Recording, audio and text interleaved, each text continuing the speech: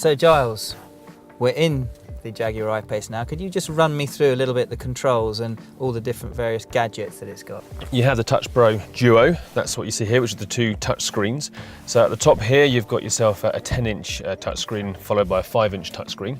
And also, the rotary dials here are also a TFT screen, which as you pull and push, change the functionality. So you can control the fan speed or your temperature, or even if you have heated or cooled seats. You can also show telephone or even your audio here. And the idea is that you can personalize and move things around. And here, this is your main command center, if you like.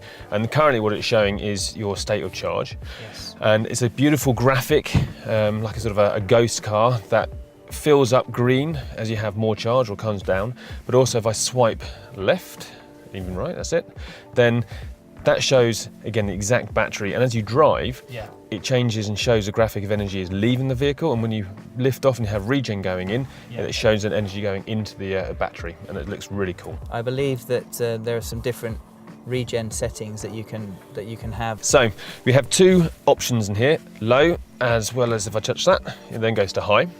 And in low function, that is similar to a normal internal combustion engine, and it's good if you like driving on the motorway, for example, to allow you to maintain your speed. You can also put it to high, and that increases the amount of energy that you're getting from the motors and from the brakes, putting energy back into the battery, and it allows you to really do this one pedal driving, and it is fantastic. It is brilliant. And for me, in my day-to-day driving, I often very, very rarely ever touch the brake. What you have, you can set up your TFT screen in front of you, your cluster, and it actually shows the amount of energy that you've put back into the battery over your drive cycle, and that's really quite interesting. That's cool. We also have here this on-off, that's creep. So if you've ever used to drive an automatic car, you know how it is that when you lift a foot off the brake, the car instantly sort of creeps forward. Well, we can have the same feature in this vehicle as well. So if I press that and put it on, that has that functionality. If you don't like it, then you turn it off, and it's just like driving a manual, and you won't move, the car will hold itself, and you drive off. Does it hold itself if there's a slight slope, or would it be like a normal car, it will roll? It will hold itself, so when you come to a standstill, put your foot on the brake, and then you let off, it will hold itself for a time. As obviously it's got traction control down here, which you can turn off, but what about some of the suspension height, suspension stiffness? Yeah, so what's available is air suspension. Right. So the car comes standard on coils, but air suspension is available as an option. And if you go for that, then you have the option here of changing your ride height. Yes. And the way it works is you can either manually adjust it, so if you want to go off-road and increase the ride height somewhat, then you can just press up and the car raises itself off.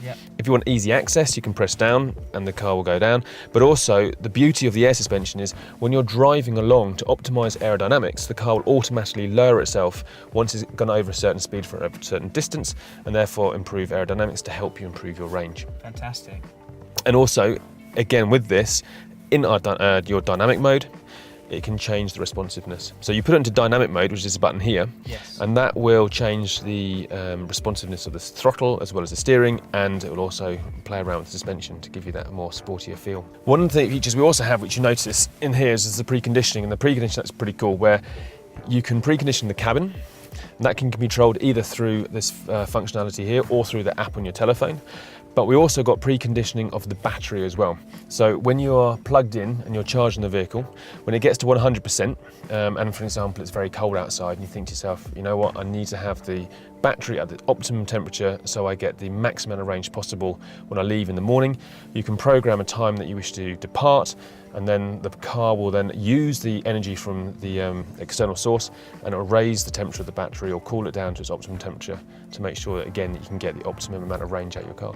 Are there any apps that you can have on your phone where you can also program in to affect that from your phone, from inside the house before you even come out? So you could do it the night before, you could even wake up as you're getting ready, just give it the click, start to get it warmed up, so when it's ready in half an hour when you walk out. So you can control all that from your app, and you can program when you go to bed. The best time is when you go to bed, you want to say, right, okay, I want to make sure you can do it at that point, and then when you wake up in the morning, it's all done for you. And the app also allows you to control not only your charging, but also it has all the data in terms of your journeys. You can also have a Jaguar app where you can plan a route, and then that can then send it to the car. So when you get in the car, your route is already in here, and then off you go. And if you swipe to this side here, then you've got the navigation. And the navigation has a load of features which have integrated for specific electrification to ensure that you don't have the anxiety or range anxiety. So it has all of the charge stations in there that you need, and it will also, if it realises that your destination is further away than the actual range you have, then it will steer you towards the most convenient charge station to you. We've got Apple CarPlay, or you've got Android Auto, depending on which phone you have. That's very, very important. Our customers want that. A key customer for the iPace we know is going to be very technology savvy. So just to make sure that we've got all the technology that the customer require, but we like to think that we've done it in a nice, subtle and quite sophisticated way. What's the valet mode? So that is if you are typically in America maybe, but if you require to give your key to a valet to park your car, but you don't want them going in on all the settings, then you can effectively set it up that you need a passcode to go in there. So that I do like. That is genius. What we also have in technology terms as well, and if you look at the steering wheel, you'll see that, is we've got a very, very nice design in terms of it being sort of hidden until lit. So when you get into the vehicle, you'll see none of these lit up. It'll all be just nice sort of piano black, gloss black, and then it lights up when you get in. And on this side, you have your control for things like cruise control and assistant automatic cruise control. That's right, there's a button you're clicking in there.